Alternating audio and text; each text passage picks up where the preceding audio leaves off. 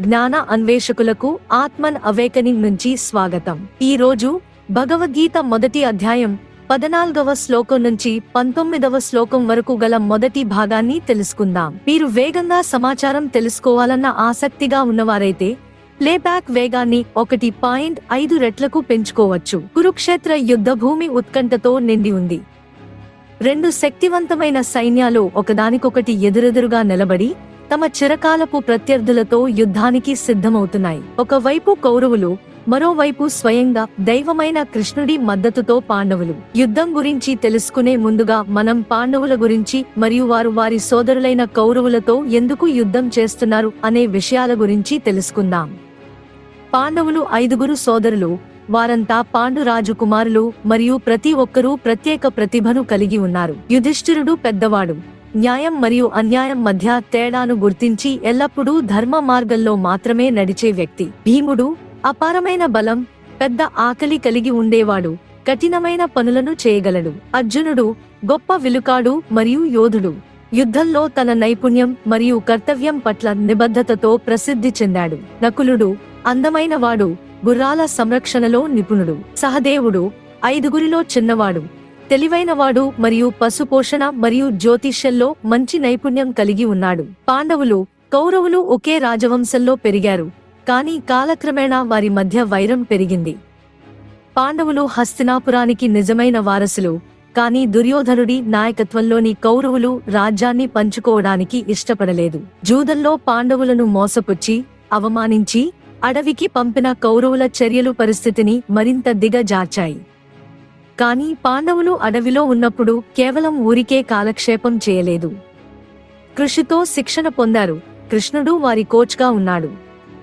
కృష్ణుడు కేవలం వారి బంధువు మాత్రమే కాదు, ఆయన వారి దైవిక గురువుగా కూడా వ్యవహరించాడు. అడవి నుంచి తిరిగి వచ్చిన పాండవులు రాజ్యంలో తమ న్యాయమైన వాటాను డిమాండ్ చేశారు. దుర్యోధనుడు తన లోపభూయిష్ట స్వభావంతో, క్రూరతతో నిండిపోయి వారికి చిన్న మట్టుకు కూడా భూమి ఇవ్వడానికి నిరాకరించాడు. పాండవులకు రాజ్యంలో వాటా నిరాకరించిన దుర్యోధనుడి పట్టుదల యుద్ధానికి దారితీసింది.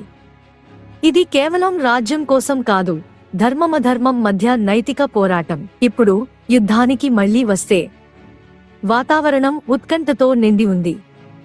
ఒక్కసారిగా భారీ శబ్దం యుద్ధభూమిలో మారుమ్రోగింది. అది కురువంశ పితామహుడు భీష్ముడి శంఖం నుంచి వచ్చింది. పాండవులు గెలవవచ్చని అతనికి తెలిసినప్పటికీ తన సైన్యాన్ని ప్రేరేపించేందుకు శంఖాన్ని పూరించాడు.